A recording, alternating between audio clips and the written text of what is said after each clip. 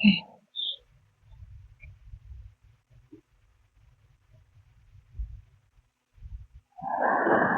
Just 1 moment.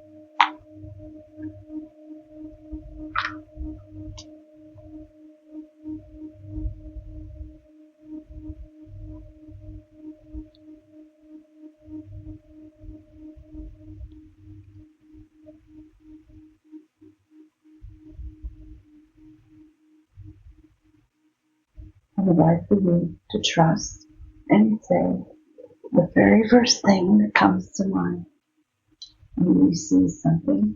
Give me as much detail as possible. Just talk to me and give me as much detail as possible. You will be safe and protected. Don't overthink it and allow me to guide you through the session. Believe in yourself and trust the process. Take a deep breath in and exhale. Our truest intention is for you to experience the most out of your life, to live a more fulfilled, happier life. If I were to say to you, see a bird, can you imagine a bird? Yes. If I were to say to you, see a yellow flower, can you imagine a yellow flower? Yes. If I were to say to you, see a blue car, can you imagine a blue car? Yes. Will you picture a green tree with lots of leaves and the wind is blowing through the leaves? Can you picture that? Yes. This is the part of the mind that we'll be looking at today. This is the part of the mind that has the picture and the memories. This is the part of the mind that is active at night while you sleep. Because this is the part of the mind that has the images and the symbols. You'll be able to describe these images with detail as you see them, just like you see them in your dream. So just for this little while that we do this today, you have no problems and no worries. You can relax and be here in this moment. You have nothing to worry about. So enjoy the way that feels. Not to have anything to worry about. And enjoy the way it feels to have relaxation moving through your body. If there's any tension anywhere in your body, they will flow out and away. Let it flow out and away. Release it and let it go. Release it and let it go. You don't need them. You don't need to hold on to them. Just enjoy what it feels like. This relaxation moving through your body. It's a luxury. Very few people allow themselves to take a little time out of their day to just relax and not to have to think about anything. Take advantage of it while you can. Enjoy the experience. Remember, when you awaken, you'll feel wonderful all over, just as though you had a nice, relaxing nap, an enjoyable nap. You'll feel truly rested and refreshed anytime you do anything like this.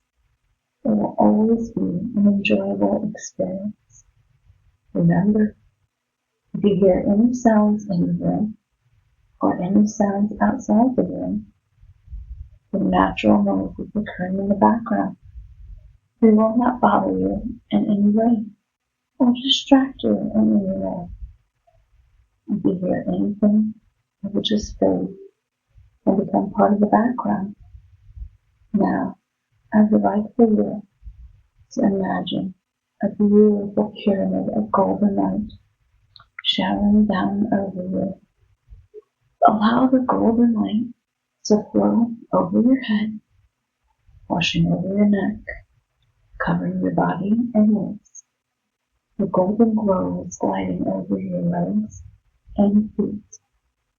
As the golden light of protection washes over your body, surrounding you with great protection and comforting light, this is allowed to be your shield of protection. The golden light is a very powerful shield, and it's all around you. It will protect you from anything, and it will remain around you the entire session. Nothing can harm you, mentally or physically. You're safe, and you're protected. You know it, you feel it. This makes you comfortable and safe. Now, I would like for you to imagine the most beautiful place, a place you consider beautiful, a place with no worries, no problems. It may be a forest, it may be a seashore, it may be a meadow, a place you consider beautiful and peaceful. Can you find a place like that? Yes. Will you tell me about it?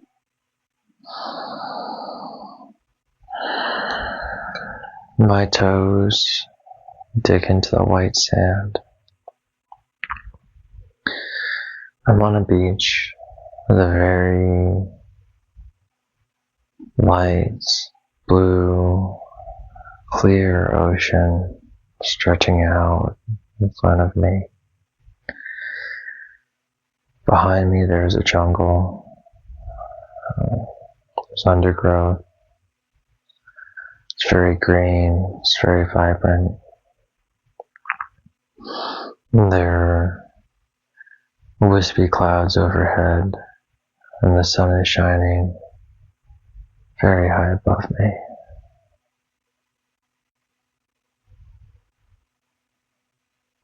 Do you smell anything at the beach?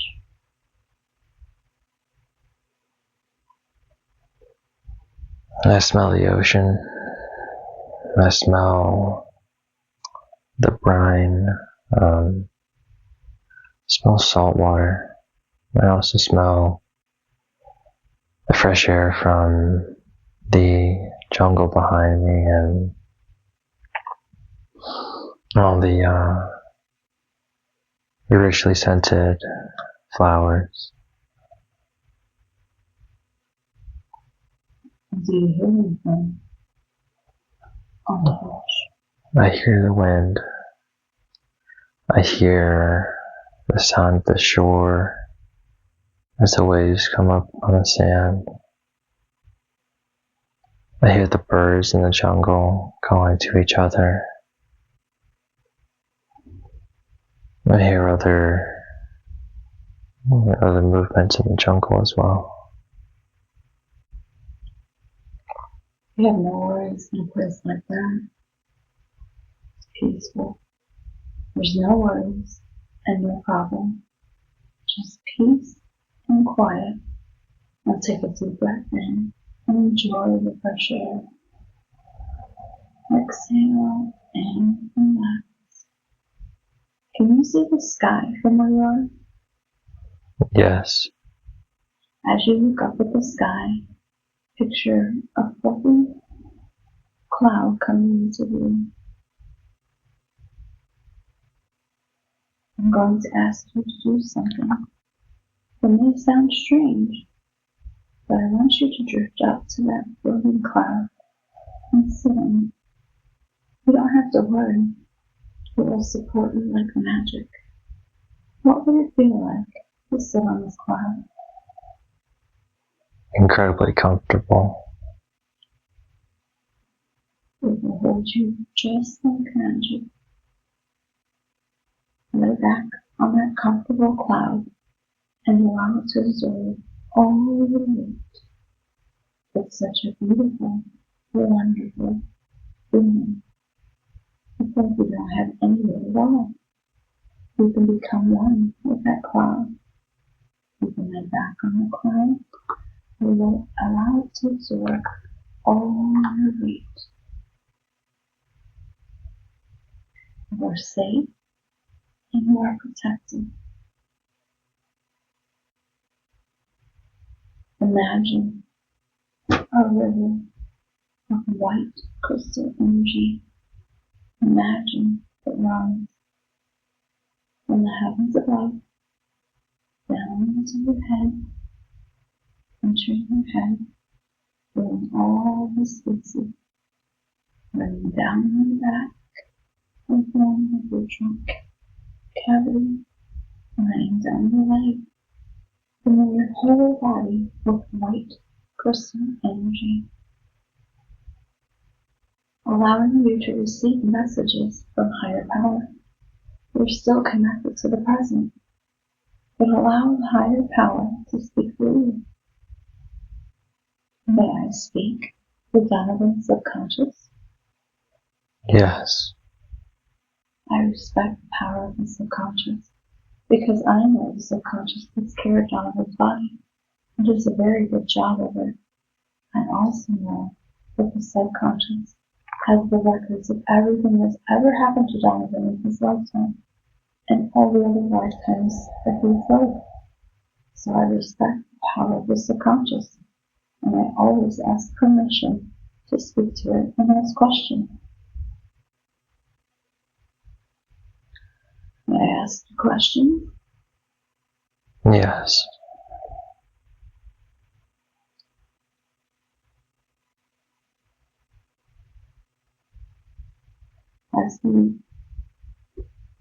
Can you talk about Oak Island?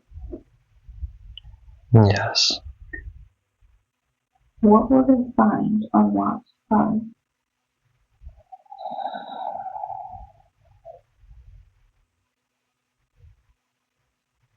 I'll find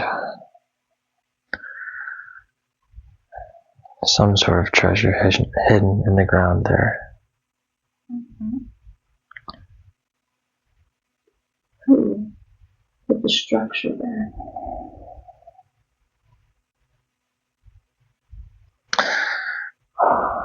A first name Bob, last name is uncertain. Why was the structure there?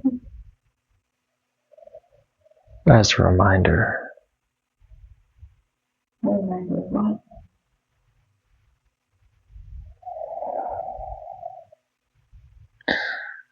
Don't mess with the bears. What does the structure look like? It's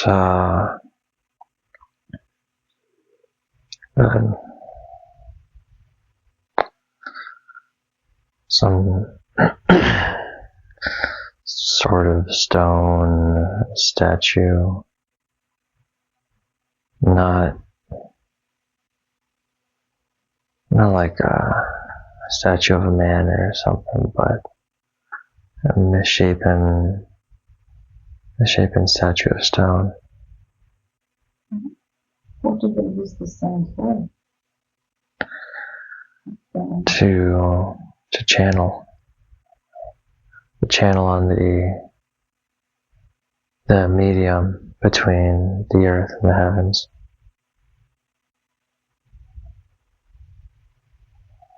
Is it just one person or is it many? Group. They would all hold hands around this stone.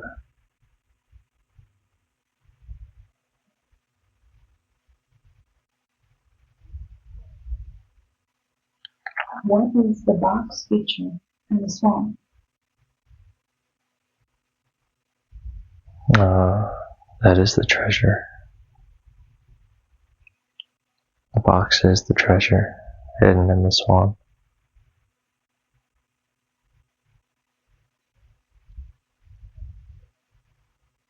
How far down does the box go?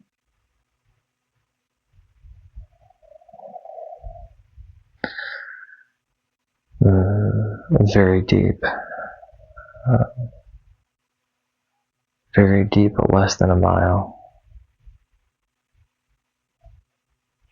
How does the box fit there? They just sunk the box into the ground and just kept going. Why was it put there? To be opened and to be retrieved and opened later. Okay. What does it lead to?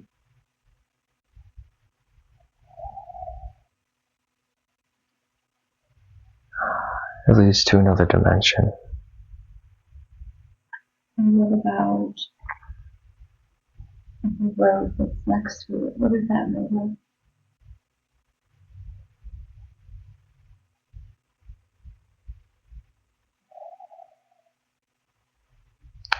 Crystal dust. And you said it leads to another dimension. What type of dimension?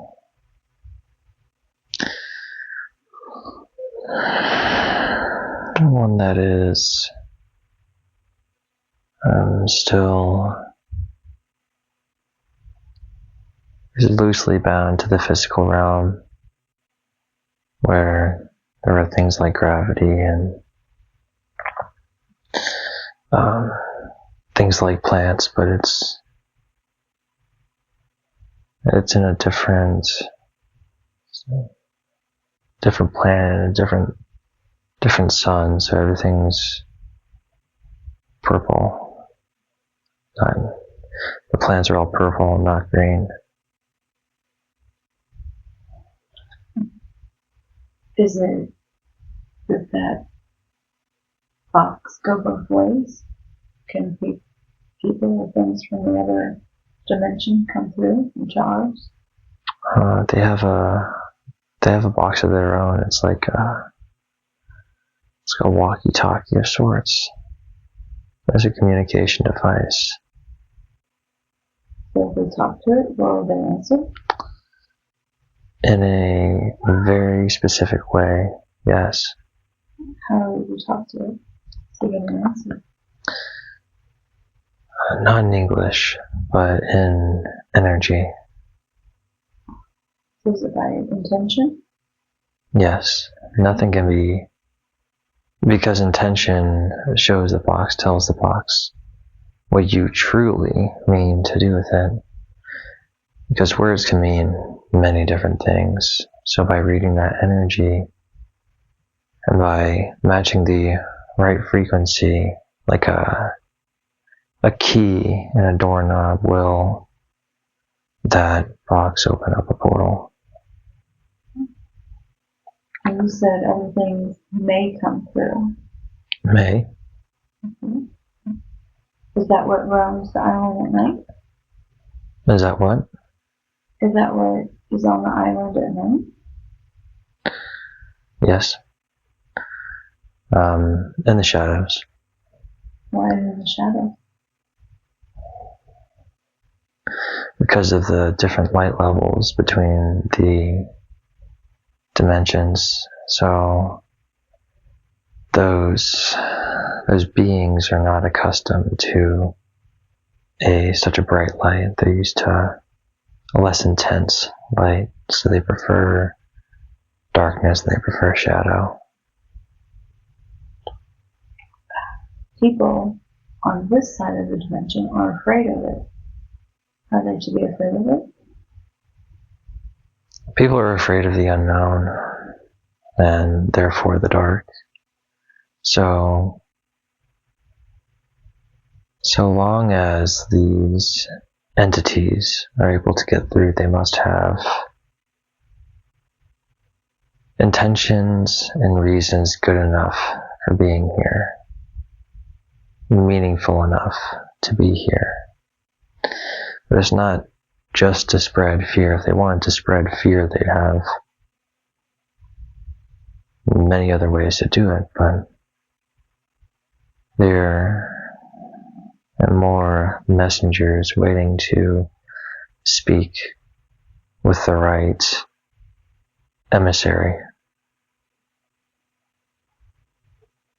is Dan Hinsky. What is he?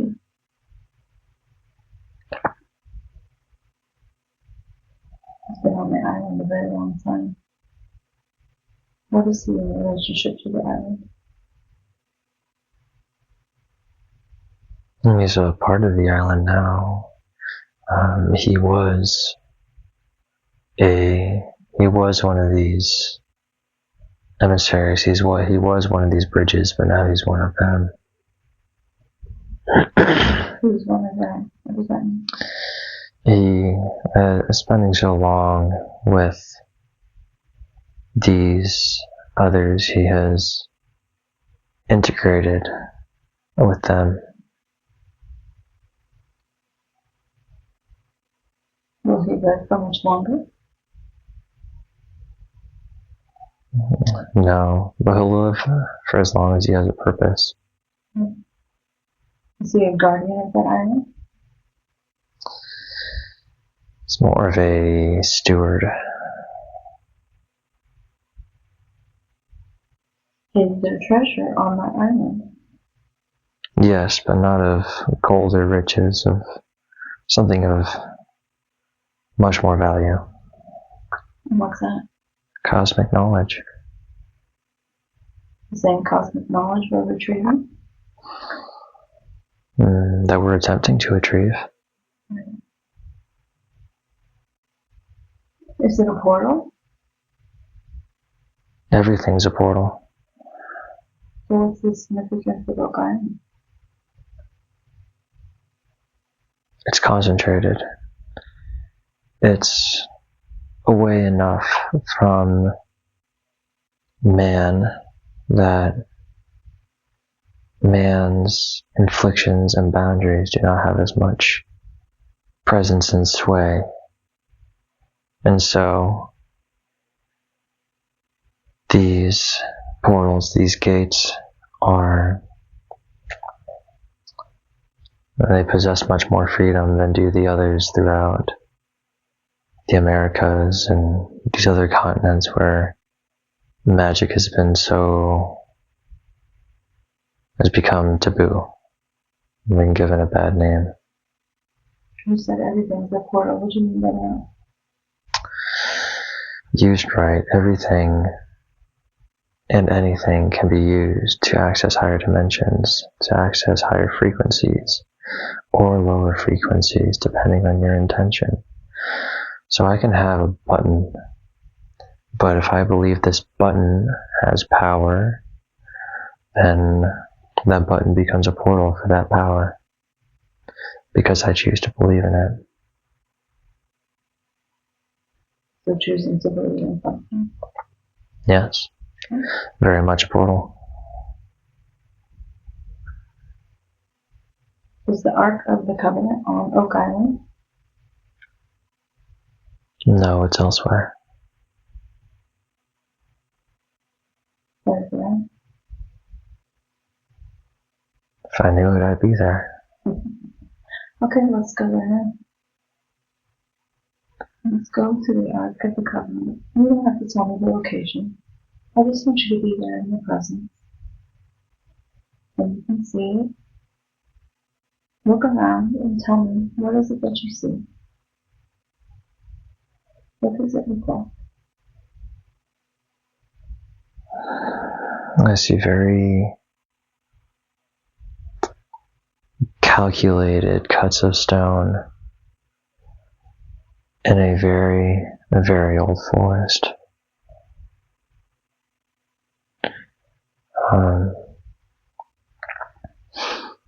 These stones, when used correctly, have fantastic capabilities. And there's something to do with the power of the color red. Why the color red?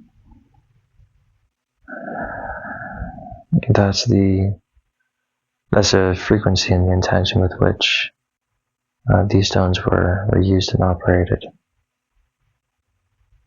Do you know how long them to see the Ark of the Covenant? Yes. Can you describe to me what you see?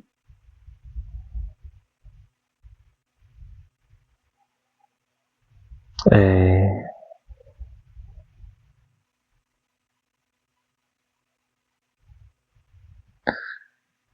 multitude of things, a bright white light, but also a darkness, a dark swirling reddish blackish substance, energy. Is it on it or near it? Inside. Inside. Inside. Yeah, we're inside right now. Not, we're not, it's not a physical state of being. It's no, it's just not a physical state of being. What powers does the component possess?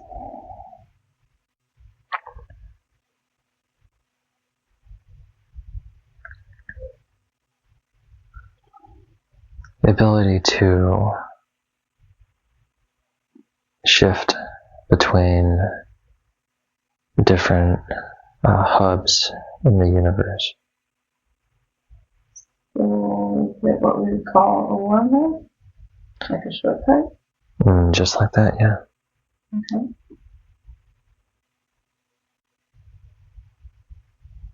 Is he able to be near it?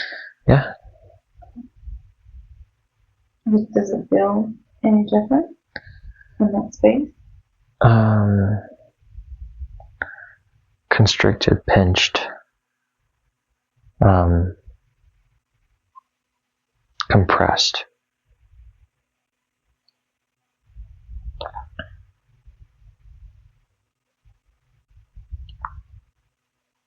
What happens when he gets close to it? It's a invitation to continue to go closer, but there's always that human part of wondering where he's going to pop out. Okay.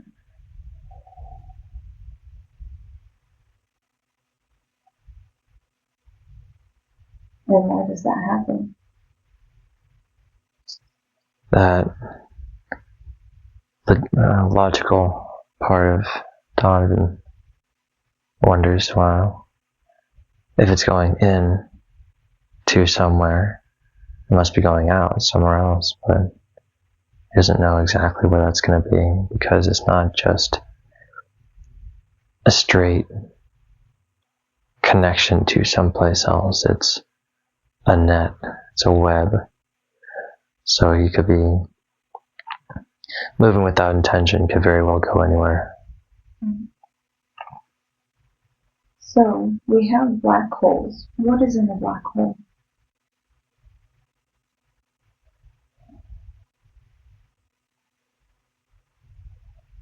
All the way at the bottom.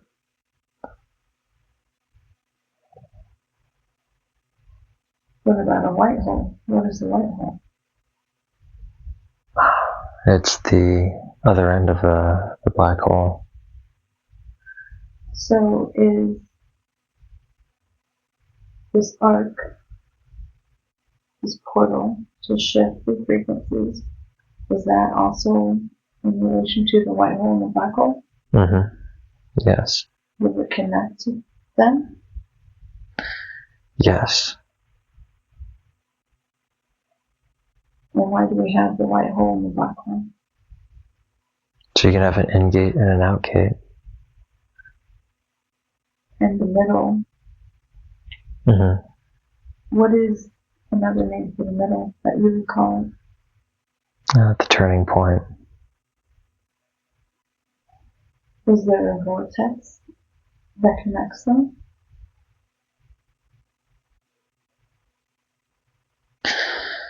It's more so like you're getting pinched down into the smaller than an atom, the space between an atom, in order to come out the other end. That's what's at the end of the black hole, is this very, very narrow passageway that allows you to pop out to the other end. And then it starts over again? if you don't get out.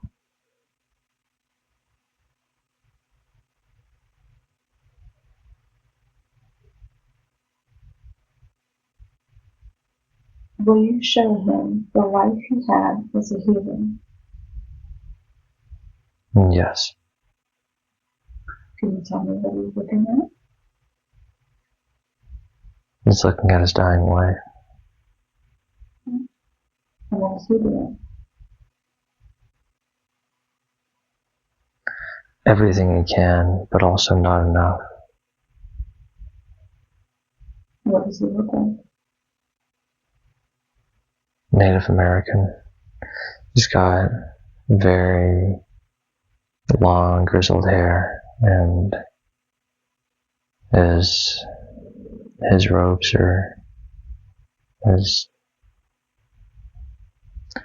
I guess, not traditional bison fur, but they're bear fur. And he's covered in these markings that are dried blood, and a very angular, very intense face. What's wrong with his wife? She was promised to, her energy was promised to an evil entity, and that bill came due. So he's trying to keep her, he's afraid of letting go, afraid of letting her go, even though it's her time. How was her energy promised to an evil entity? It was a past lifetime. She was she was diving into energy she did not fully understand. When you say evil, what does that mean?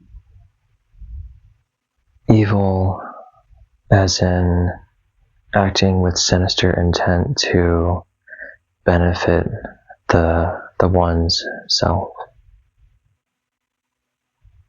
And how is it that Donovan what was he using to try to heal her? The Great Spirit. Was he able to do that? No, it was not. Why not? Because the Great Spirit told him that she had made her choice, and this is her path, so she must go. What did he do? Like, what types of things could he use being a healer? He had the ability to go into that darkness, to go into that realm of hostile, malevolent forces and interact with the entities there and ask them either to leave or share their knowledge or move on. And as such was able to not necessarily bring light, but to remove that darkness. What is the lesson in being a healer? You have to be very, very precise in what you're doing. And why's that? Because if a healer acts with intentions for only to better himself, then he is no longer a healer. He is just inflating his ego. But when the healer is selfless, when the healer is truly concerned about the welfare of that other person, that he is able to really be the medium to bring forth that healing. What lesson is there for being in the military?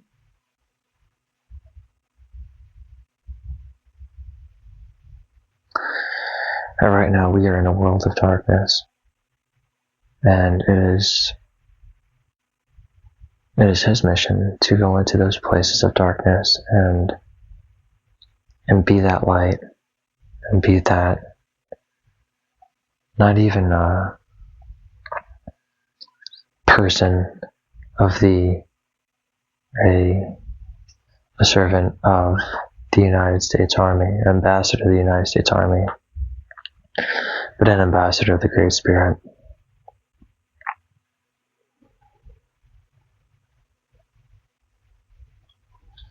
Did the military order put the portal on the island?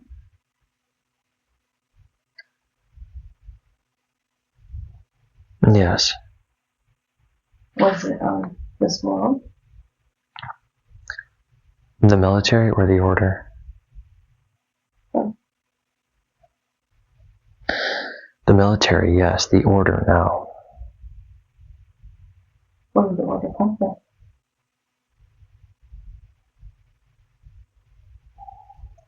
The same powers on the other side of the portal. Does it have a name? Some names are just best not spoken aloud. Okay. Have I asked you about mystical creatures? Yes. Give me as much detail as possible. What? Does a kraken exist? Oh, yes. Oh, down, down, down, underneath many currents of the ocean. Down in the darkness he waits. What does it look like? Many dark, black tentacles, many red eyes, shaped too large for men to comprehend. But he's there. He's angry. Why is it angry? And people forgot about him. And people think that they can pillage his kingdom and pollute his kingdom without fear of consequence. So he's angry.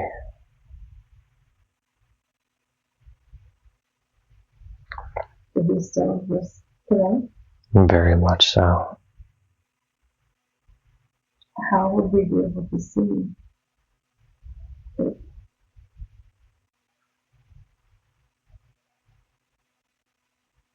When those ice caps finally melt, and there's finally enough water to support his movements, we'll see him all right. There's nothing we can do to stop him. Mm-hmm. What is he going to do? He's going to reclaim the oceans. Is there only one?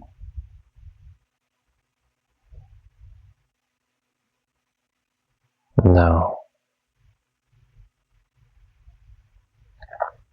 Okay.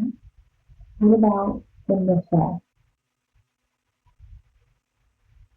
Oh, what about them? What do they look like?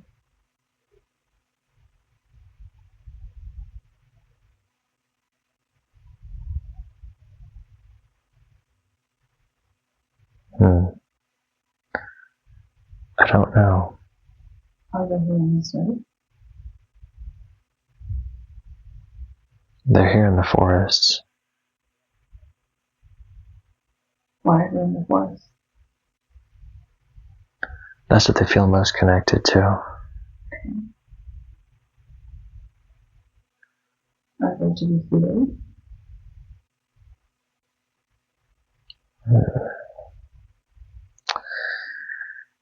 They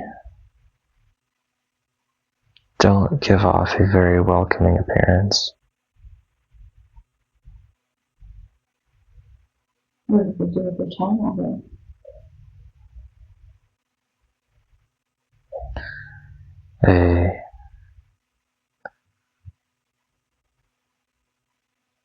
stack stones and they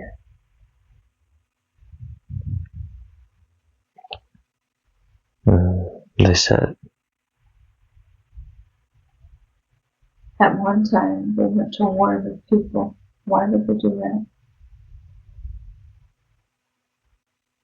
that? Because people brought fire into their lands. They didn't like that.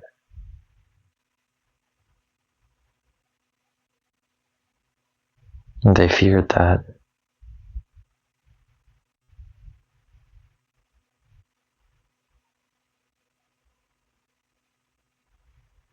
Do they still exist? Yes, but they are scared. Are they scared? They're scared of us. They're scared of what we've done.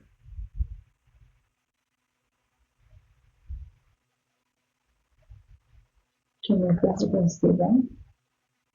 I can now, yes. They're these tall, dark, lanky, fairly humanoid, bipedal beings.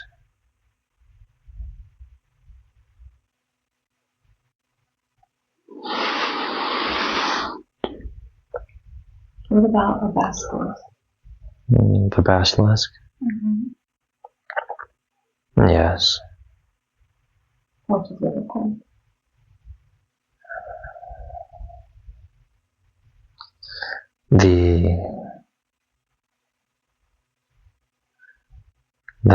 The feared serpent has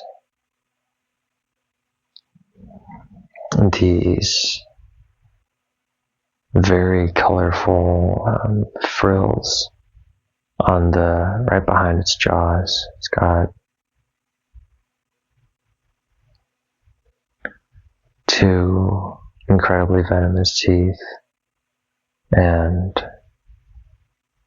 rows of a jaw full of many other sharp ones, which are equally as poisonous but not as prominent. It's got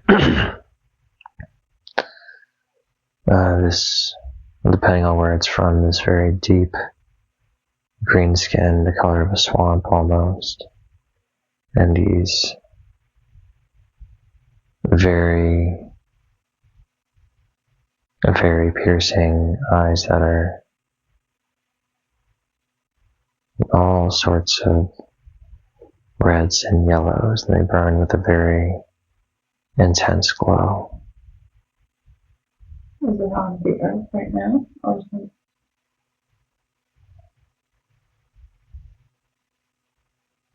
Yes, no. It circles the earth. How does it circle the earth? With its tail in its mouth. But it's energetic, so it's not like a ring that we can see. Is it something you should be worried about? No. Not until it, when his tail comes out of his mouth, then yes, then everything is out of balance, but for now we're okay. What about a griffin? What does a griffin look like? It's a very noble animal it's about roughly the size of a horse. But the front legs are lion's claws and the head is that of an eagle. The wings are of bird-like resemblance. What dimension? The The eighth.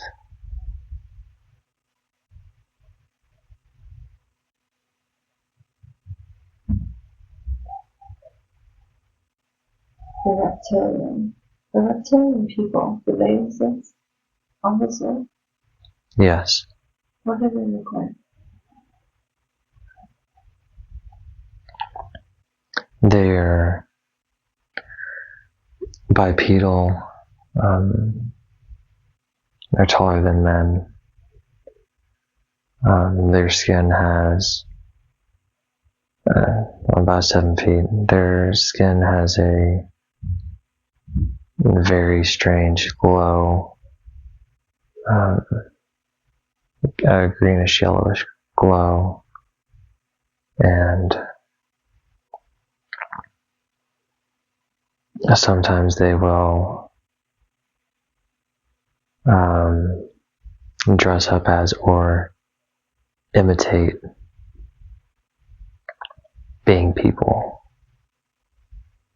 Why would they do that? To learn more about us, to learn more about how we work, how we function. Why do they need to know that? And because they share a planet with us, and they want to know, they want to have the upper hand in dealing with us, should that when it is time for them to finally be revealed. Do they have advanced technology? Yes. Where is it that they mostly live?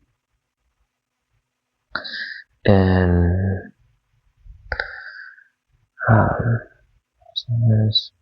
South Asia,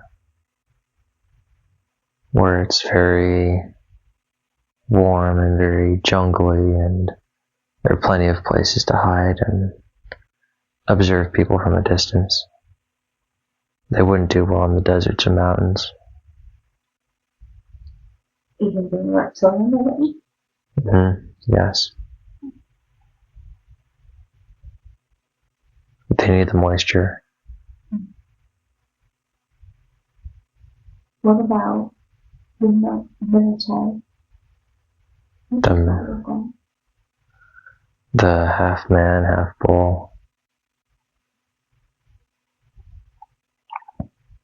It's got the torso of a monstrous man, the legs and the head of a bull. He stands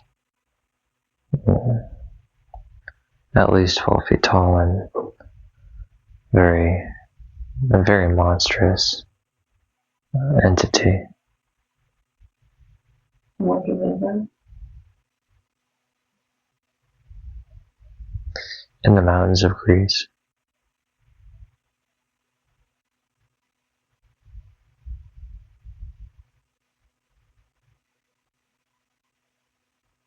Do they still exist today?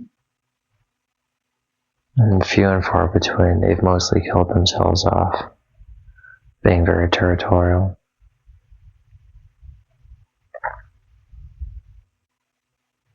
What about a centaur? What does that look like?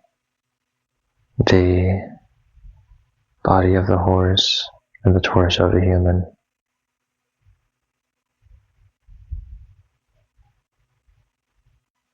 What dimension do they live? On the 7th. What is it that they do there?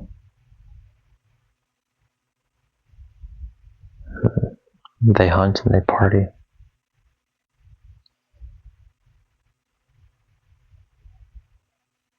What does their space look like?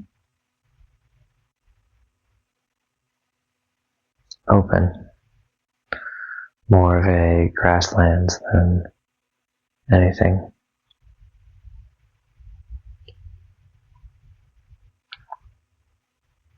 What about the jackal-headed god? Anubis? Yes. Does he live on this earth? He lives under this earth. How does he live under the earth? That's his domain.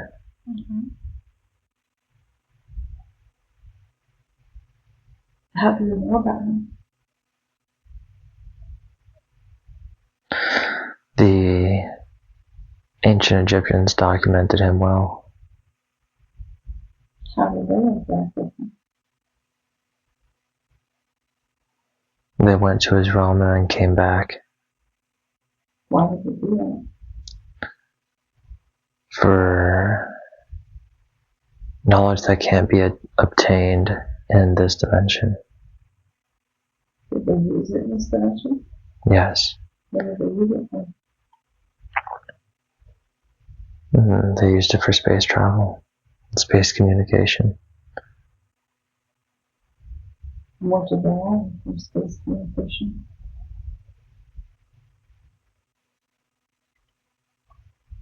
They learned more about the cosmos and more about the place, the pivotal place that Earth has in this universe. And they understood that very, very well.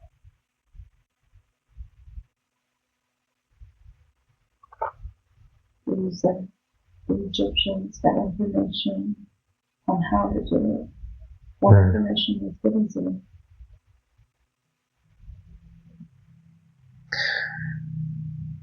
A deeper understanding of sacred geometry.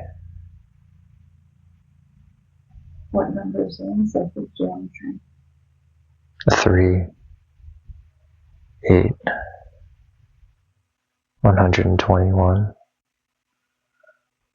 and more, but those are the ones that are very, very much used by the Egyptians. What was important about the 3? The 3 is the perfect number. And what's that? What makes it perfect? And because of how versatile the 3 is, 3 can turn to 6 and 9. But also 3 represents balance. 2 is polar. 1 is singular, but 3, there's balance. It's the first balance in the sacred geometrical alphabet. An alphabet? How many number letters are there? There's a lot. You have your primary 9. But then the addition of compound letters and numbers, different number combinations goes on forever. What's the significance of 121? 121. That's the balance and the ratio of the sun, the moon, and the earth. It's 1 to 1.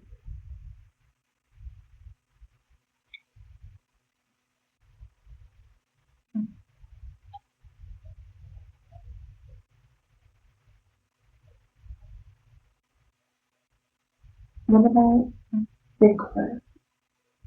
Yes. What dimension does Bigfoot live in?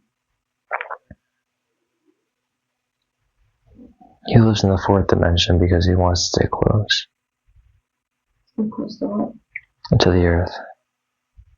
Why is it stay close to Earth? That's his home. But he exists on the 4th because of human intervention. So he has to hide.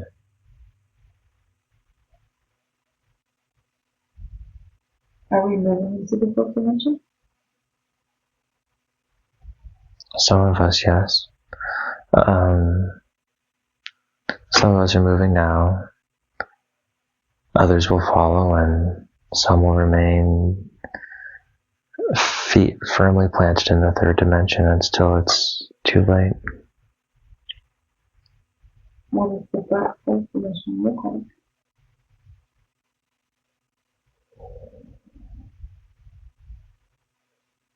It's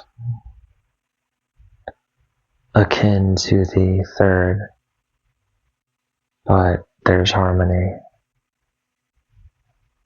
There's peace, and there's genuine happiness for existing in the fourth dimension. That is the better place. How do we get from the third to the fourth?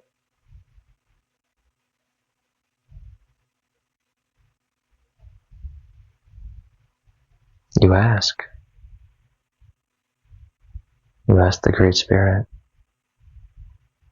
And when he's determined that you're ready, then he'll show you the way.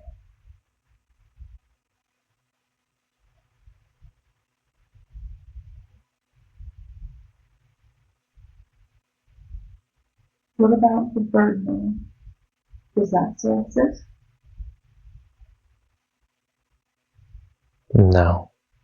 What did it look like?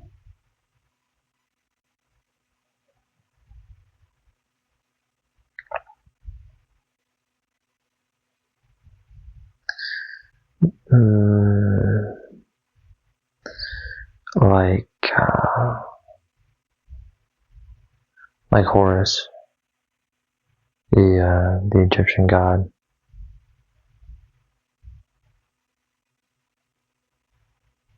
He exists, but he's moved on from this dimension. Okay. He's above us. He's between the fifth and the eighth. He travels. Is he above his mountain?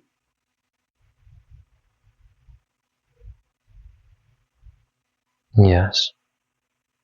Do you prefer to be called a moon? Yes. What do the aliens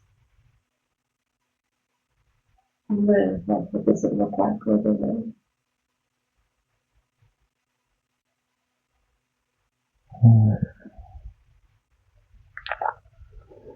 The tops of the Himalayas. So, mountain ranges. I'm very high up on a mountain range.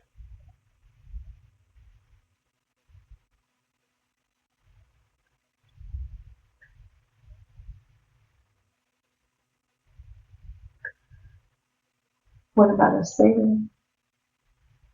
Yes. What do they look like? The top half is the man, the bottom half is a goat.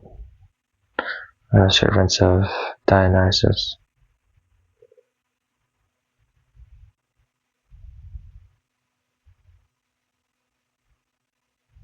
And where do they live? In the wild places of the earth. They find the wild places of the earth very sacred What's that? because their god is Pan. Is in the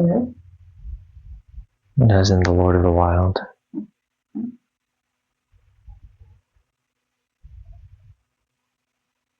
Do they have jobs? They have duties. What do they do? They steward the earth, the natural places, and keep them safe.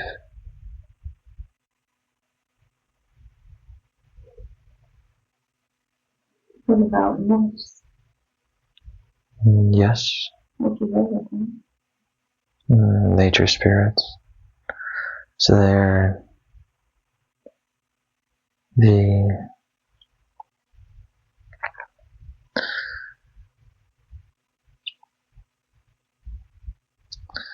spirit of the trees that can take the form of a human, but the humanoid form is greener, a greenish tinge.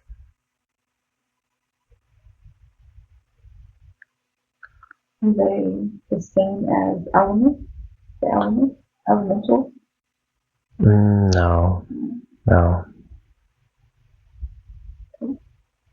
What dimension or where do they live? They live here on the third dimension. Okay. And what jobs do they have? They're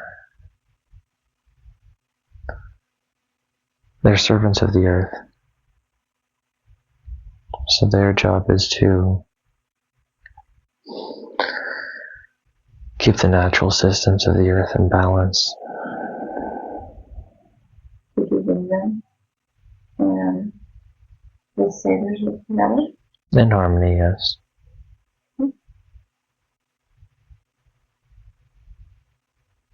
Yeah. Mermaid? Yes. And mermaid? Yes. What do they look like?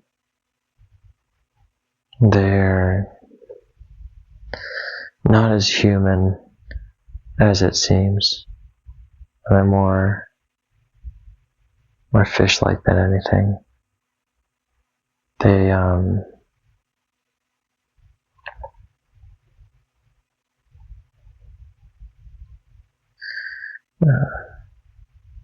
have more of a harsh outline and sharper features.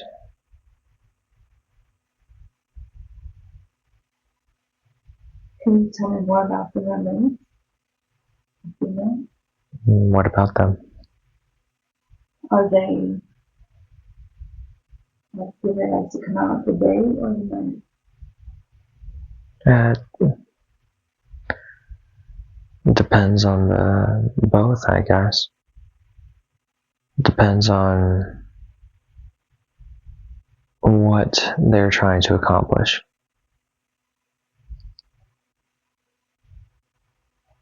Are the females nice? Sometimes. Again, depends on the female. Not all of them are.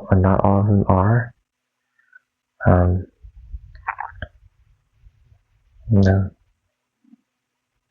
What is their job? To play with the minds of men.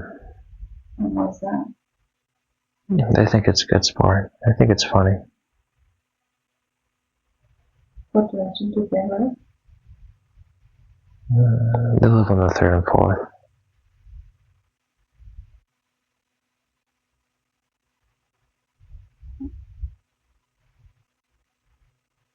What about a sphinx?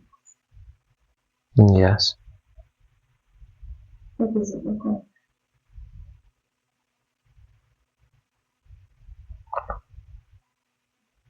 It's got the body of a lion and the face of a woman.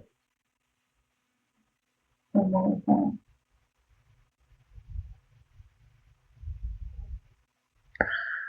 Because a woman truly speaks in riddles. A woman is truly unknown to man. I understand the body of the lion.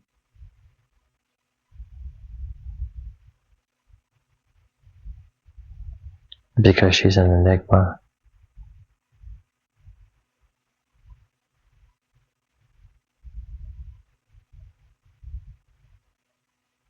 What dimension does the sphinx live in? The sixth. What does it look like?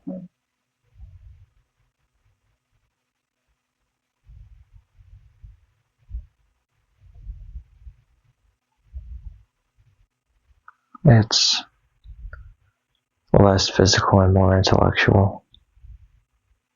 It's the separation from physical reality into consciousness.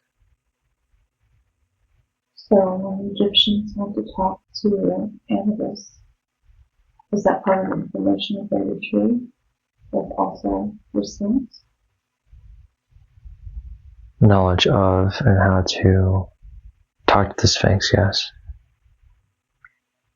So is that where they receive the information from the sphinx as well? They receive guidance from the Sphinx, but not true knowing and true answers. Why don't you give them true answers? The Sphinx doesn't deal in true answers, Or just in riddles? just in riddles. Why only in riddles?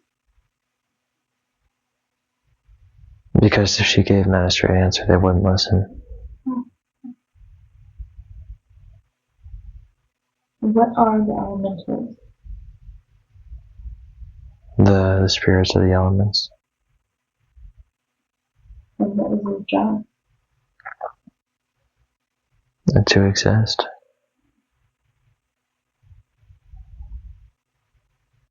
What dimension do they exist on? They exist solely on the third. Are they helpful or hurtful? They're helpful. How do they help? They keep the earth in balance. They are the representation of the spirits of the earth. And they're not always solely good. They're mischievous and playful. But their purpose is to maintain the goings-on of natural procedures and natural events. What do they think of the cell towers or the towers that control the weather?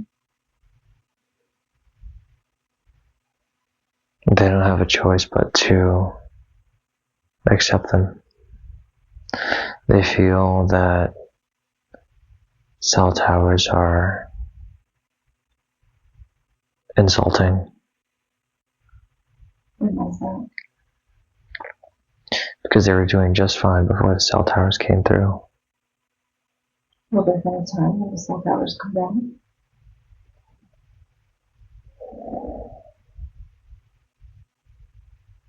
Perhaps, but it'll be a long, long time away from now. The cell towers like where they are.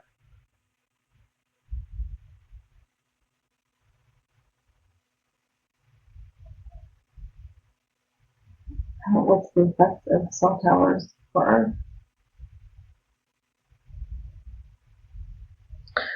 To create cataclysmic events.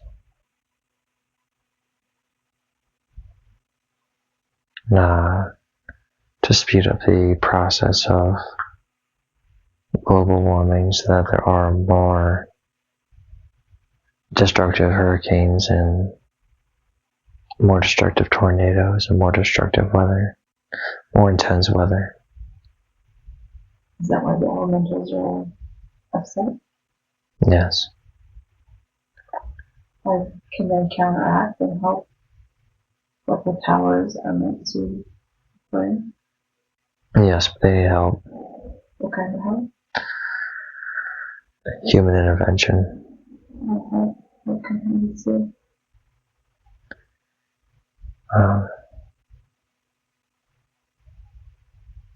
Energetically, they have the power to lift the cell towers. Lift them? Mm-hmm. Well, they're supposed to lift them too. And send them away. Lift them away from this earth.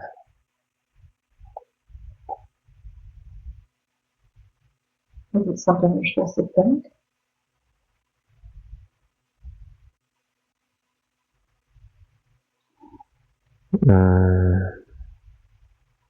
It's not necessarily something that they're aware of. Is that why it's going to take a long time?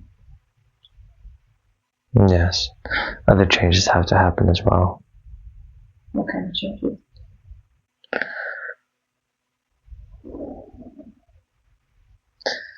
The reunification of humanity, the reintegration of humanity into nature to become one with the earth and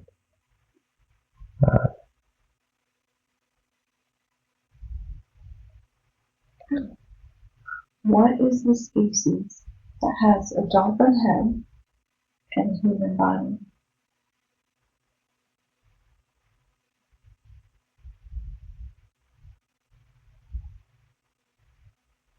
And on their head they have crystals. The Atlanteans. And when they speak, it's kind of like a melody, just the sound just ripples out. Mm-hmm. That's the Atlanteans? Descendants of them, yes. I'm sorry, say again? Descendants of the Atlanteans, yes. Okay. What dimension do they live? They live on the ninth. Very intelligent creatures.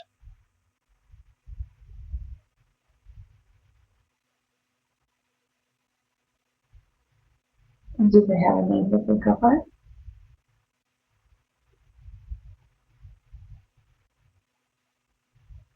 Yes, but it's one I can't pronounce. Mm-hmm.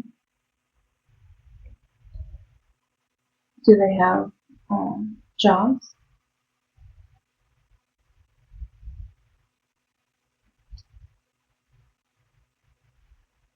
Yes. What are some jobs that they do?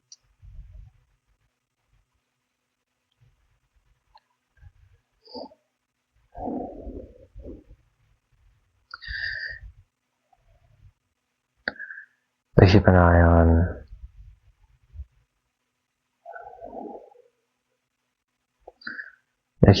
on the waste in the oceans, making sure it stays in one place as best as possible. They watch over, they are the guardians of the oceans.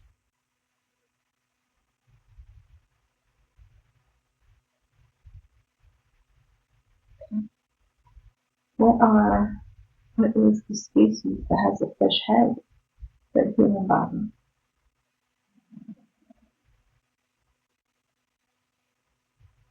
I don't know. Okay. What are gnomes? Gnomes are fun.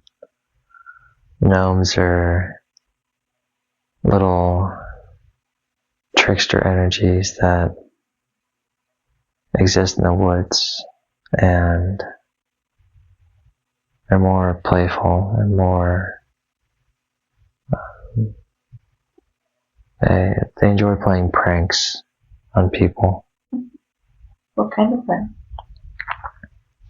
Harmless ones, like they'll cut holes in pockets, they'll take shoelaces, and if you leave something unattended, they'll take things. So do they have jobs? They have societies, yes. And do they still exist? Oh, yes. Where is it that they live? They live here in Germany. They also live here. They also live in other forests as well, throughout Europe.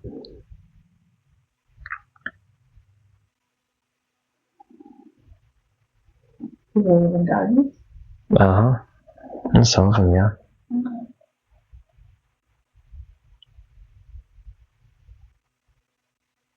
Is it possible for us to see them? Only if we pay very close attention. Is it something that you can see out of the corner of your eye? And just out of the corner.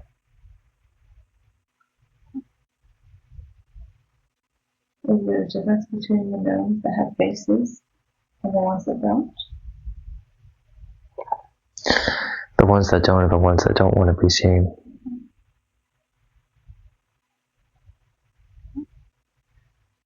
What about gremlins? What do gremlins look like? These little ugly creatures with these flappy ears and massive eyes. And little sharp, pointy teeth.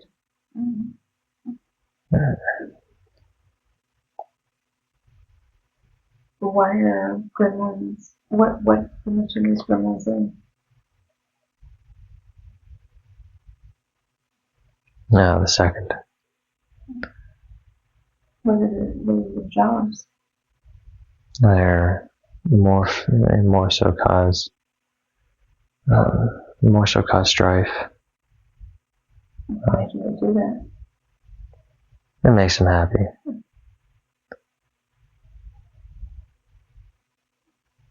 What about a goblin? What does a goblin look like? A goblin's a pale little creature with big ears and big old nose and pointy teeth. What dimension does it look like?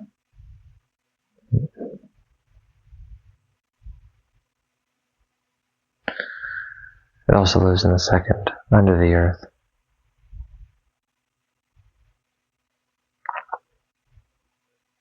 Do they have jobs? Yes. What is their job? In their society, they forage. They are creators. They're inventors. But because of all the thievery and trickery, it's very challenging for them to make any progress. And what is that? They sabotage each other.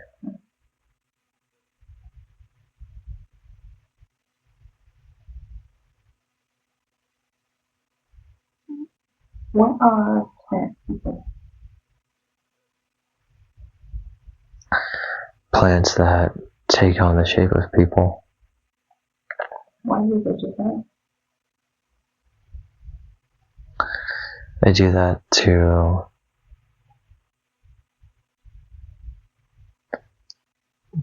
connect people back to the earth. Bring people back to the earth. Is that something they should fear? Depends on your point of view. If that's something that you want, then it's a very peaceful interaction. But if it's something that you're afraid of, then it's going to be a very tense situation. Do they have jobs? Whenever they take on a person? They're teachers, and teachers of the ways of the earth, and teachers of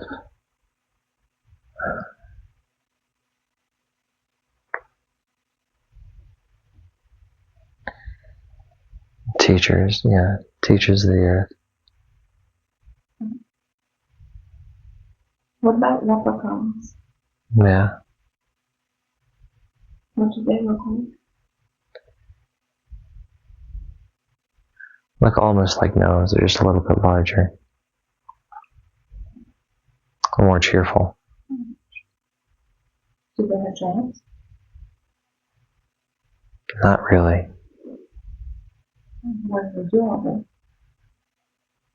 They go looking for shiny objects.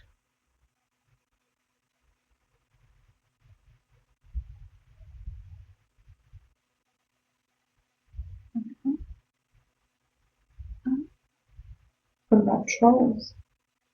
What do trolls look like?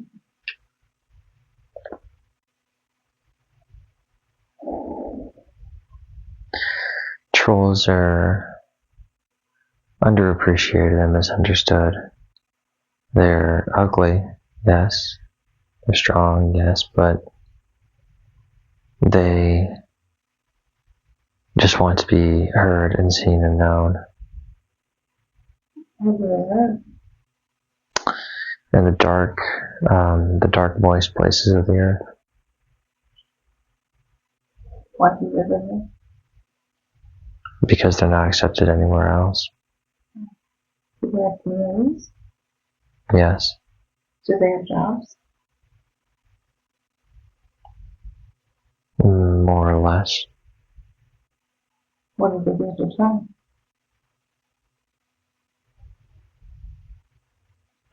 They kind of sit around. What dimension do they live in?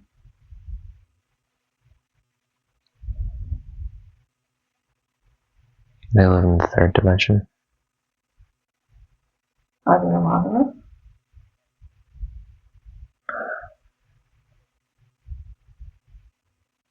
There are a lot of groups, yes. Okay. What about fairies? What do fairies look like? The fairies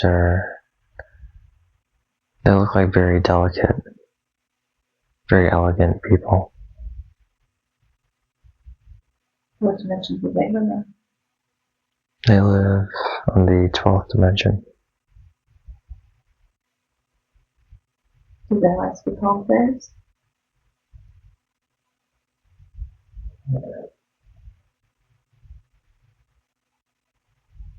They don't mind being called fairy. What is their job?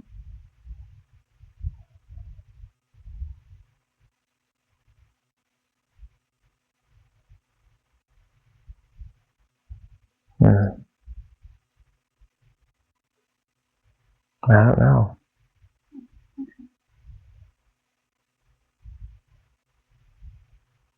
Could you describe what one looks like?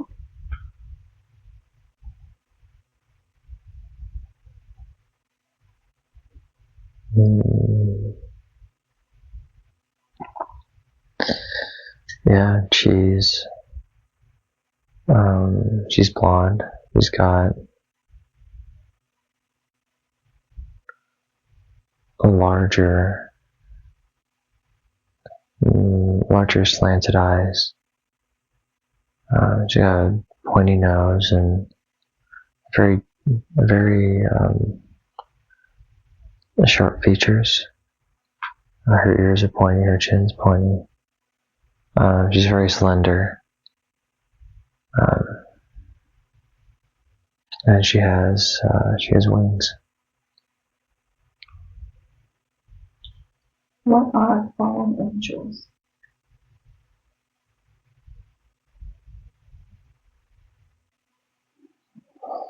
They're the angels that fell from heaven. Why did they fall? They had too much pride. So God clipped their wings. Are fairies fallen angels? Yes, they are fairies that were fallen angels that are coming back to the light. Did they have to work through the dimensions? Yes. Can their wings be restored if they do that? Yes. What was the celestial uprising?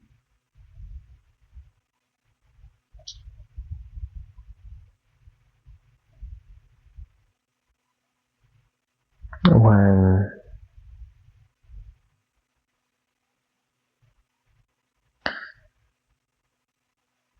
these beings of higher power elevated their consciousness altogether, an attempt to unseat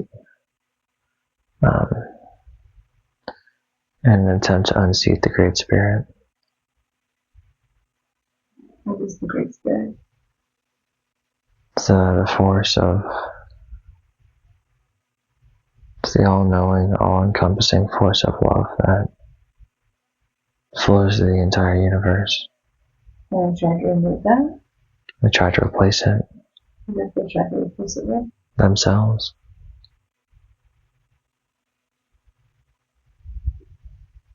So they're still individual? Not anymore. They're reconnected?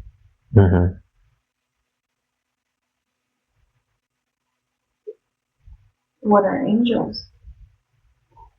Angels are the missionaries of the Great Spirit.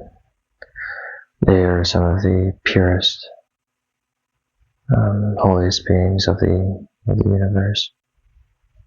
And what do they do? They watch over, they protect, and they guide. They shelter. They reveal the path back to the Great Spirit. Can you give me the name of an angel? Michael. And what is Michael's job? Michael is the great protector, but he's also the one that looks after and directs and manages other angels.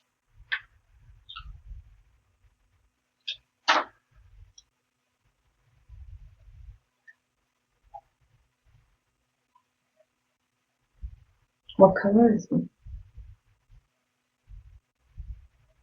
Pure white. Does he have wings? Yes. What do his wings look like? His wings are golden. Golden? Yes. And how do you talk to Michael? Like, how would you be able to talk to him? You have to call his name.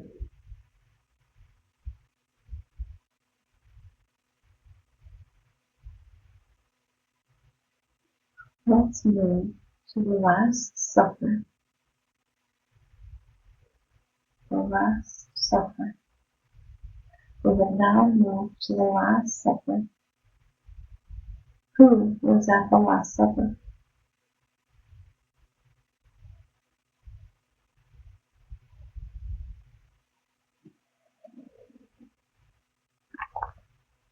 Jesus, Mary,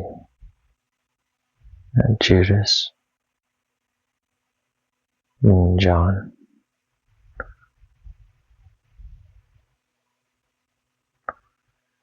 And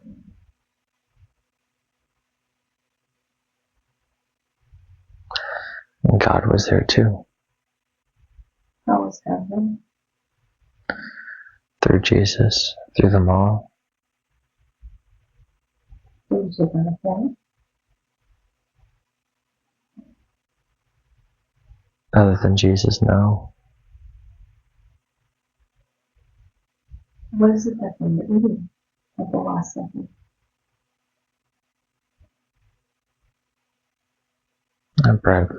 Bread and wine. That's it?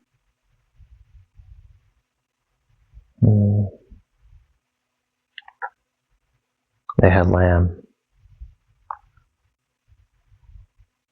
and vegetables and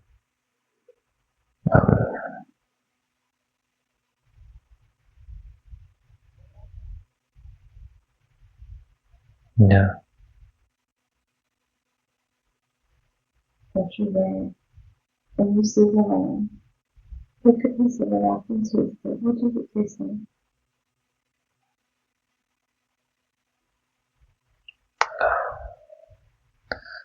Tastes heavenly.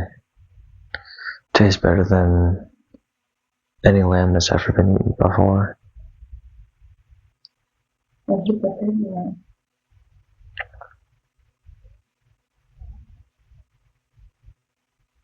God did. Whose idea was it to have this dinner?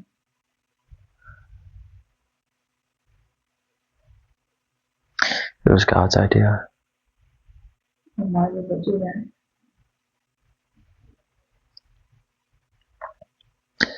So Jesus may have one final meal before the Romans finally catch him. What were they drinking? And the blood of Jesus. How did they do that? Literally. Literally. They were literally drinking his blood? Why did they do that? So they could share his power. Is that how power is shared? Sometimes.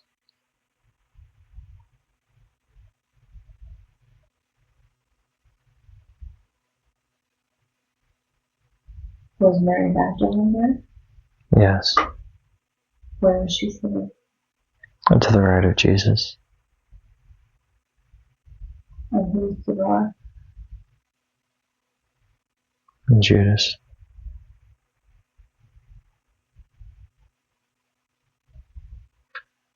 Was Jesus married? Secretly. Who was he married to? Mary. Mary Magdalene? Yes. Did they have children? Yes. How many children did they have? 5. Were they male or female? They were all male.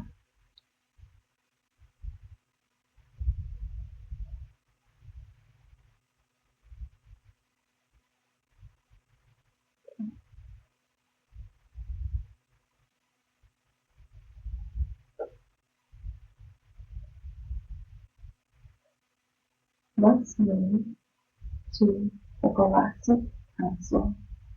We're going to move to the Galactic Council. What does the Galactic Council look like?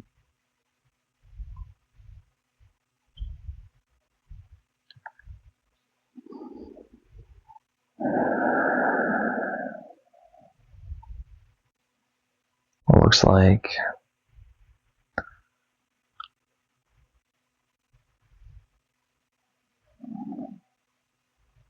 so I see a hub where all of these beings come and go from different, more or less like a train station, a galactic train station. And these beings progress their way into their respective organizations and their respective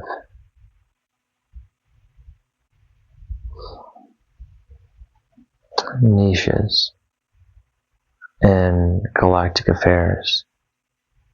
And that is where they sit and they discuss and they interact and they plan. They plan to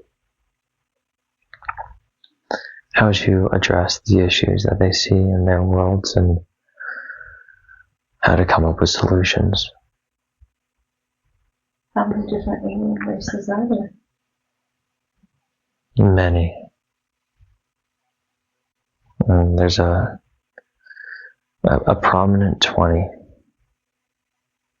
There are many other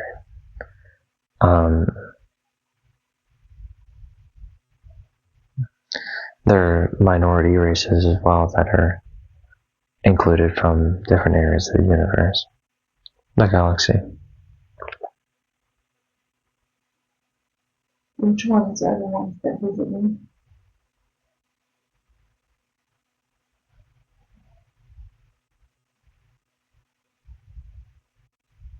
Start with an A.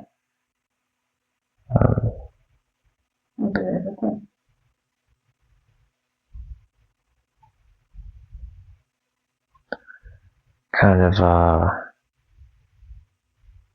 hammerhead shark kind of face. The eyes are on the sides of their head and they have 4 arms.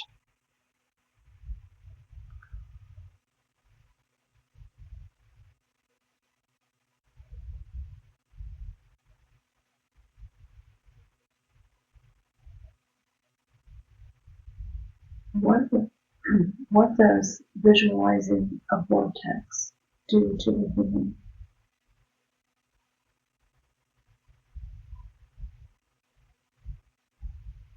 I don't know. Okay.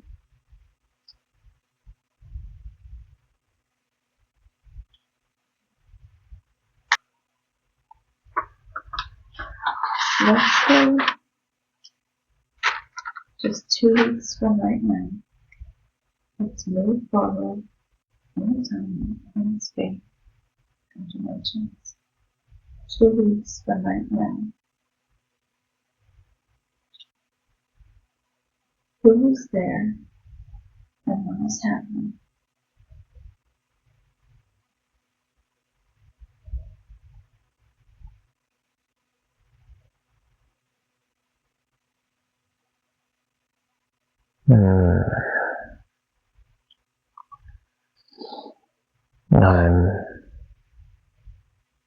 I'm still at selection.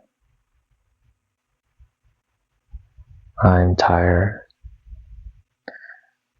I'm cold and I'm hungry, but I have Ryan next to me, and that gives me strength to keep going.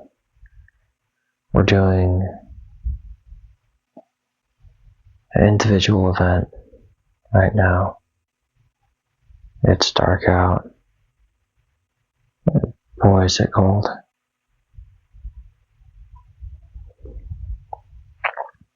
What would help to warm you up? Movement. Do you have the strength to move? Yes. What is something that you can say to yourself to help you get through in that moment? This is it, so you better keep going. What about to Orion?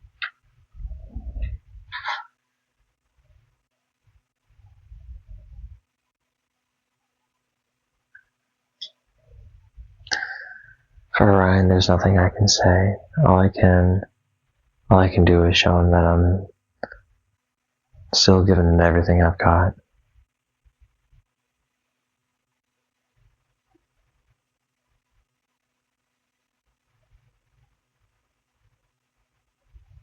How should Dominic remember his character while going through selection?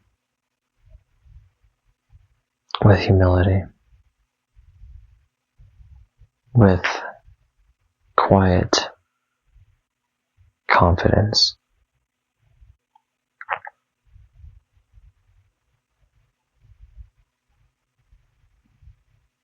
While going through selection have an effect on Orion and Dominic's relationship.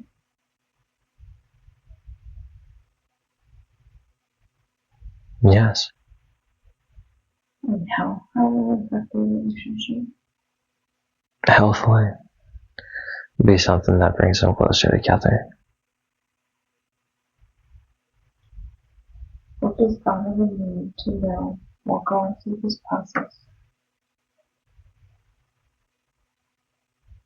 That he just needs to keep going. That even if he messes up, and he's bound to, he's not perfect, but when he messes up, he needs to move on to the next thing and not look back. What should Donovan do with all the training, skills that he has acquired up to this comfortable? Lay them all out on the table and leave nothing behind.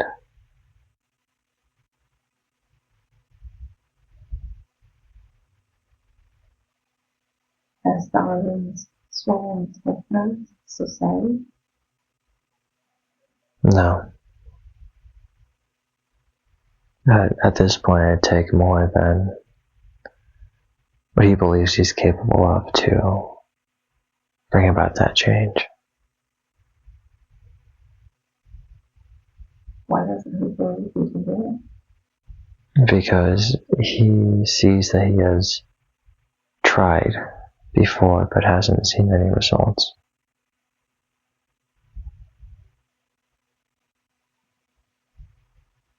So yeah. Is there a color that can be brought in to heal those? Red. And what will the red color do? Warm. It'll warm to the point that they just evaporate. They just dissolve.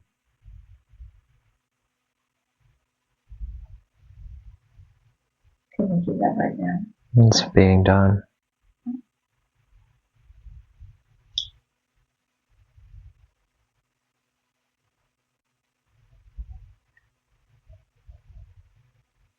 What dimension is Dolores carrying on?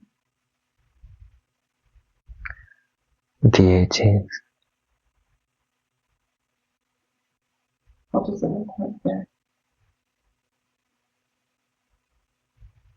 Bliss.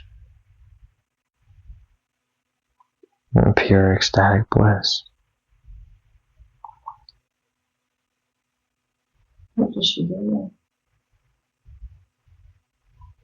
She loves. She laughs.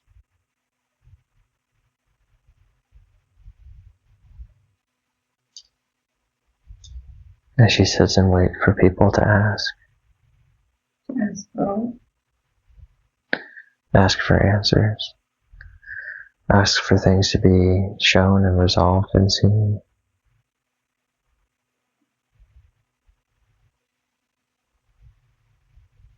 Can we have a message from her? Yes.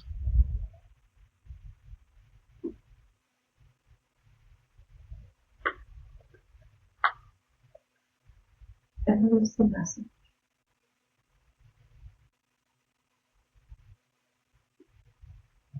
Let love shine through. Let love shine through everything. Let it be that light that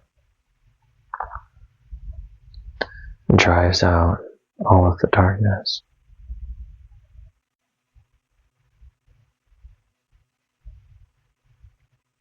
In order to ascend, you must be capable of doing that. Not just with yourself, but with everyone. Everywhere. Anytime. Any place.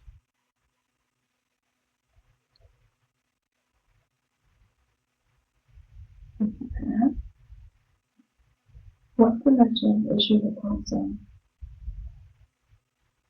The 13th. What does it look like for the guidance group?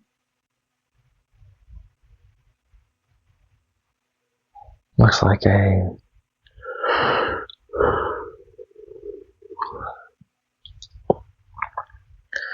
bioluminescent forest. Everything is glowing. Everything has a aura, a shine to it.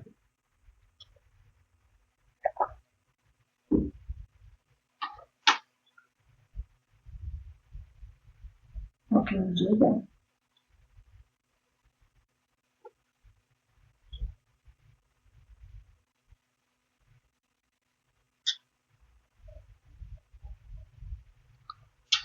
You are free to do as you please, so long as you don't act with intention to hurt or harm.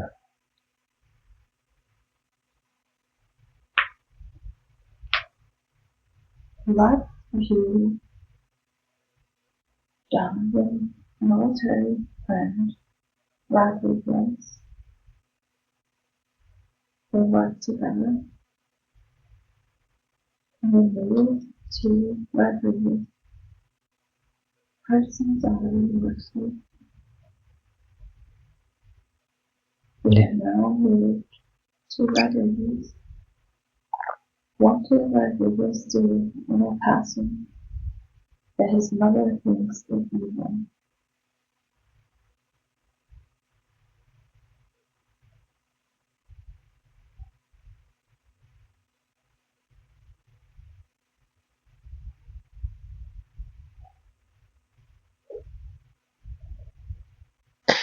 You broke her heart by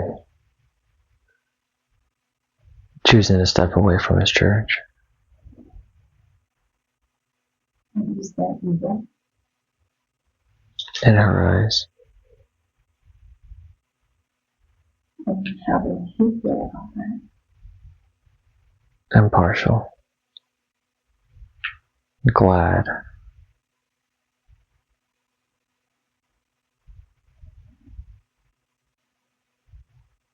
Why did you experience that? Why did you decide to turn away? Because he felt as if his voice wasn't heard. Did you feel heard now? No. Absolutely not. What would help him to make himself feel heard?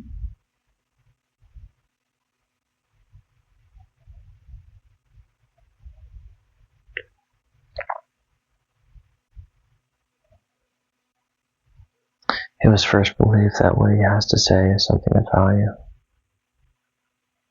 and that others should listen to him.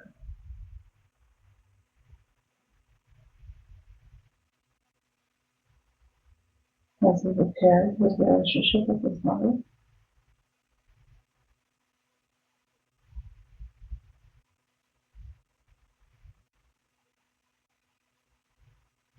No.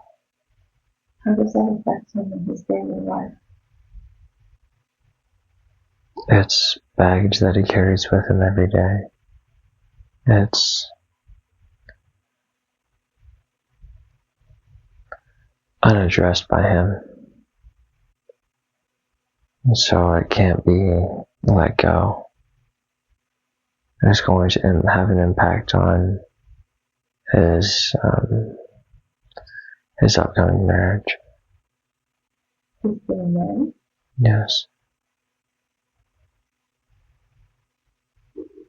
To somebody from here? And somebody back in the States. Are they also from El Paso?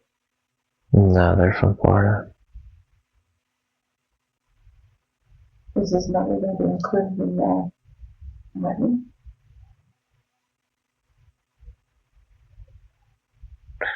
She'll be invited out of respect. She will be there. Was she happy for it?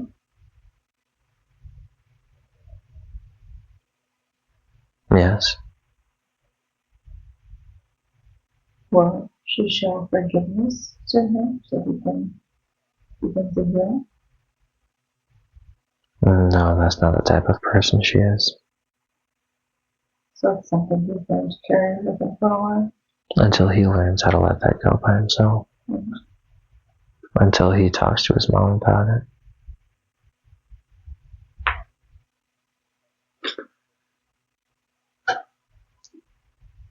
Okay. Will you take Donovan to the dimension of the dragons? Yes. What does the dragon dimension look like?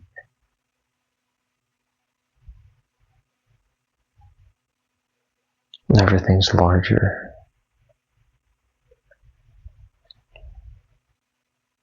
Everything has more to it. So the mountains have more edges and ridges and intricate nooks and crannies, and the forests are deeper and darker and as well as lighter. They're full of life and full of detail. And the deserts are full of mystery and they're full of the unknown, and the oceans are deep and vast and expansive. Look at the dragon. Find a dragon and walk up next to it. Tell me, what does one look like?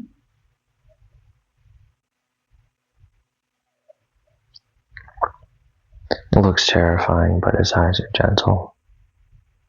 He has his beard and a mustache and these beautiful pearlescent green scales. He's more snake-like, with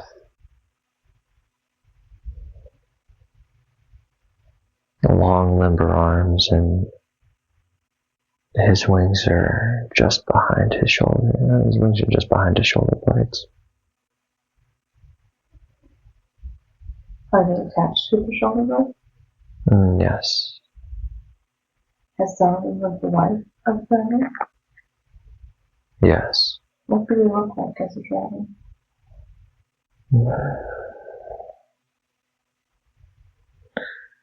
It was red, a dark, almost maroon kind of red, dark blood red.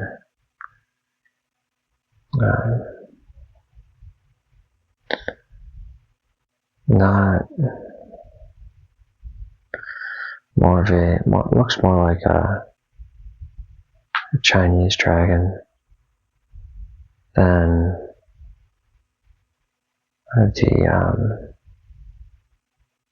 more of a Chinese dragon than a fantasy creature, but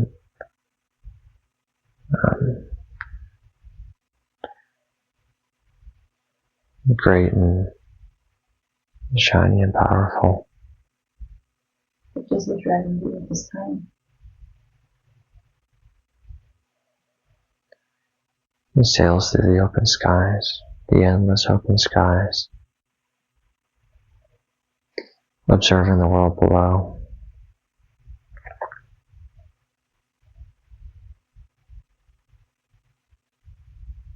Why is he watching over their head?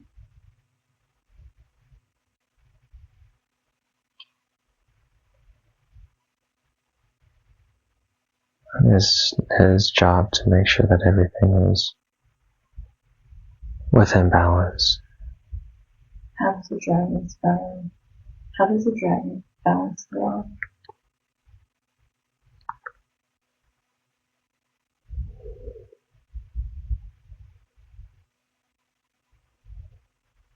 With magic.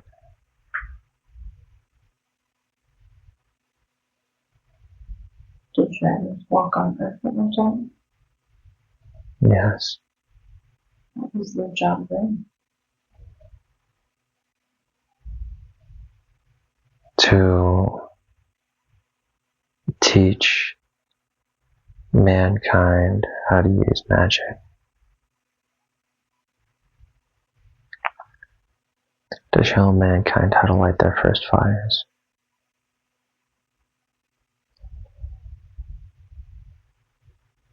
What dimension does the dragon live on? The 15th.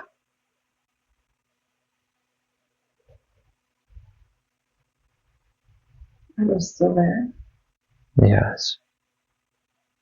Does that dragon have a message for you? And protect yourself.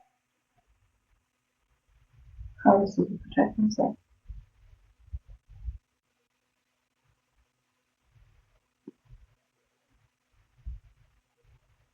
By seeing not just what is presented at face value, but what is implied underneath those actions.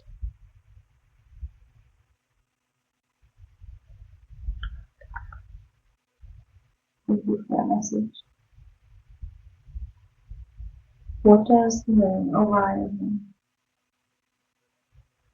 A great hunter. Where does Orion, Duncan's brother, come from? The Orion constellation. Orion's belt. What does it look like where he comes from? Very powerful energy.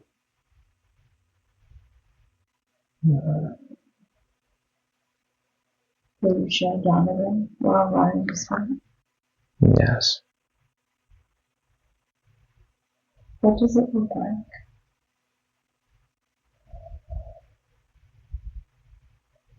Looks like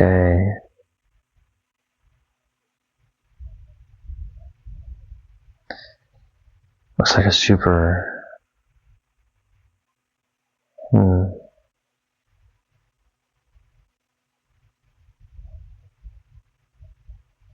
As a super society that spans across all 3 stars, there's communication and harmony between all of them. There is deep knowledge shared between those 3 systems, and they send their best out into the universe to prepare for and alter worlds, or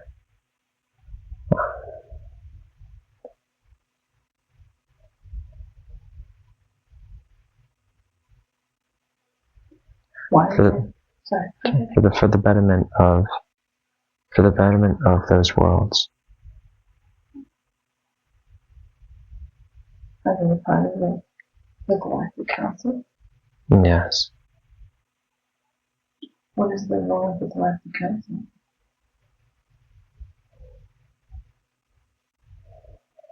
To continue to identify threats and unrest in the galaxy, and come up with ways to peacefully end conflicts and soothe those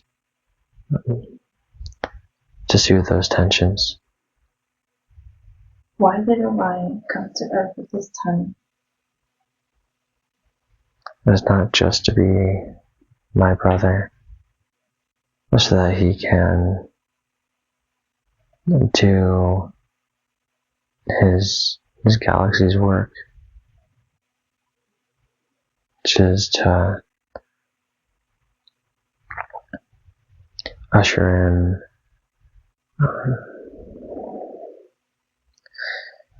a new way to create sustainable energy. Is that for Earth or for where he's from? This is for the Earth. So what is Orion's purpose?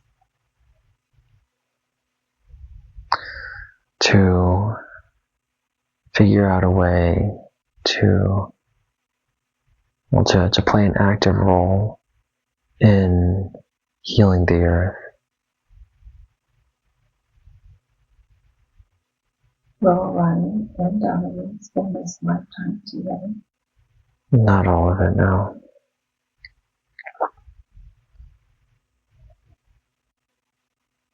And what's the reason for that? Because each of them have different goals, have different objectives. So while they're not going to spend every moment hand in hand, they're going to always be close, always be in touch, always be in good relations. Will Donovan trust his intuition? He has to.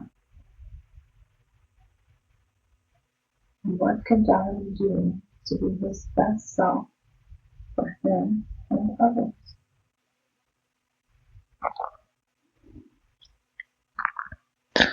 To know when it's okay to say no, and to stand up for the person who isn't able to stand up for himself.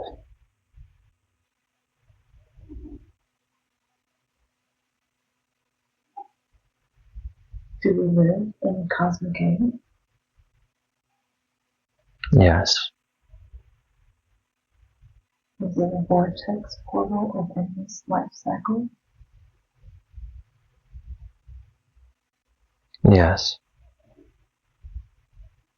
Does the black hole represent an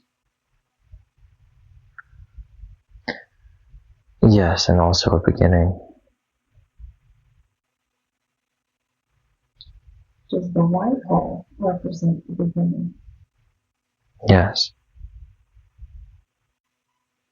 And also the end.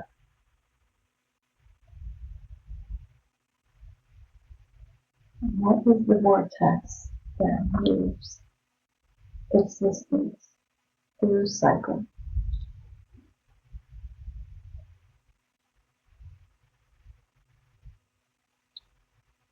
The cosmic fluctuation of life.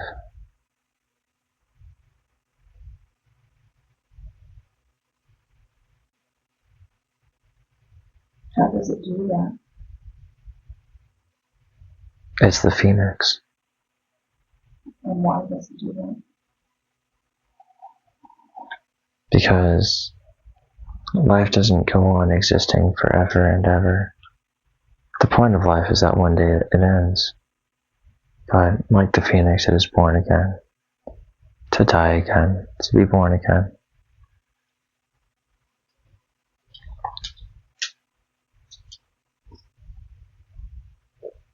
What does 5515 do for joy?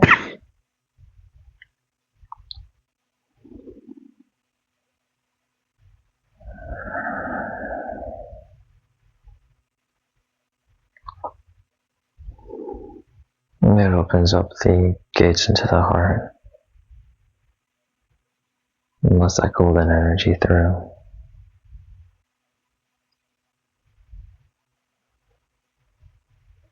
What does focusing on your breath do? Physically, it connects you to your body, forces you to connect to your body. More so when you focus on the energy you bring into your body, you're also aware where the energy goes and the intention that that energy carries.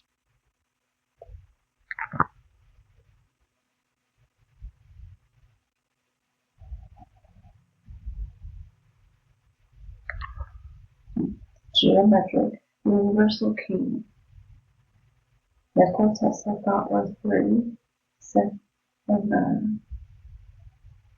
What does 3, 6, and 9 do for us around the third dimension? And power is the same number. Amplification is the same number. And to take 6 and turn it into 3 and 2 and 1 to build the pyramids, to take 9 and turn it into 3 sets of 3 and create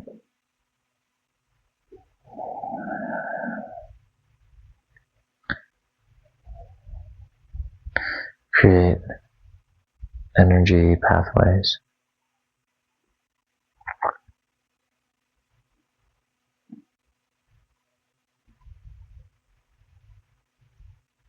How can we make contact with UFOs? With the 3, 6, and 9.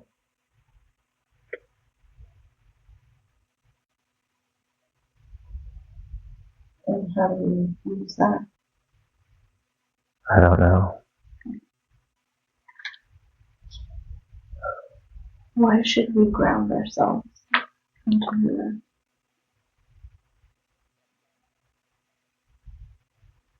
Because the earth wants us to connect to her. And we feel better when we do. We feel more alert, we feel more centered, we feel more connected with this human experience.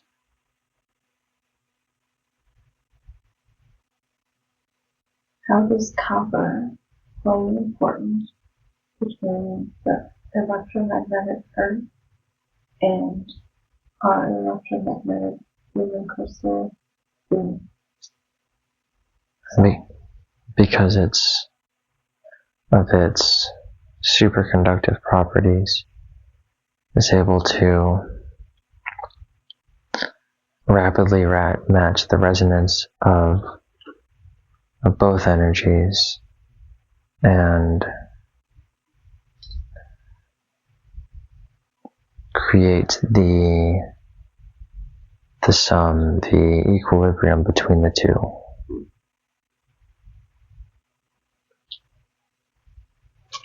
Do you have a message for Donovan?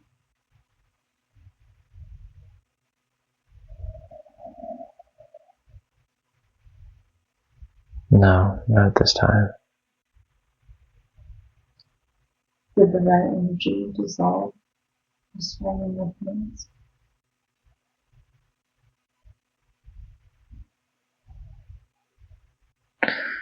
No, it doesn't feel like it. They're hard. They're unyielding.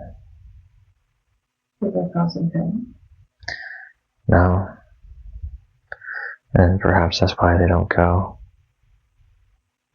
They don't see any reason to.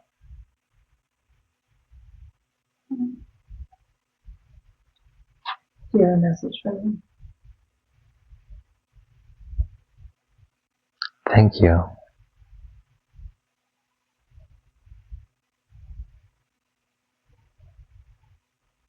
I should thank you for giving me more information into hidden knowledge.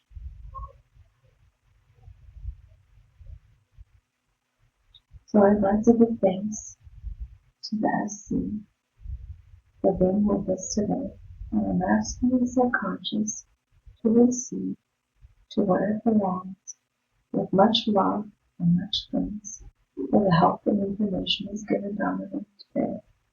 I know Donovan and myself will appreciate it, and we're all of the entities that we were talking to receive to time and space where they belong, with much love and much thanks for the information that you've given us. And remember, the things that we were talking to belong in their place and space, time, and dimension. So we will leave them where they belong. We only love them fully as a curiosity to learn from and have information to help with the present lifetime. In that way, it's very valuable. But as we listen to the information that's been recorded and review the material and put it into place, it will not follow Donovan in any way, mentally or physically. That's very important. It will not follow him in any way, mentally or physically. That's very important. And I would like the subconsciousness and personality of Donovan to once again return and fully integrate back into his body. Now all the consciousness and personality of Donovan is once again fully integrated into his body, replacing all the other parts that we were talking to. Now I want Donovan to move up, up, up through time and space and orient yourself back in this present day from March 7, 2025, we learned here in Germany, where you just had a very interesting experience.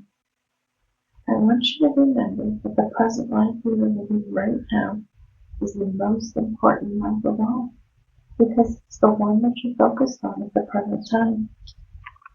And for any information that we can find in this way is very valuable. It will not bother you in any way, mentally or physically. That's very important. I'm going to count to 10, and on the count of 10, you'll be wide awake and wonderful all over, as though you just had a nice nap, a nice relaxing sleep. You'll feel truly rested and refreshed anytime you do anything after. Now follow me up as we go. 1, 2, you begin to breathe a bit faster. Your blood is circulating a little bit faster because you're beginning to wake up. 3, 4, you become more aware of your physical body, very much aware of your body. 5, 6, you can move your arms and legs, your muscles are working and circulating. 7, 8, you're aware of sounds in the room and outside the room. You're aware of your surroundings. You are oriented back here in this time and space. 9, 10. You're beginning to wake up, coming up nicely. You're wide awake, feeling wonderful all over.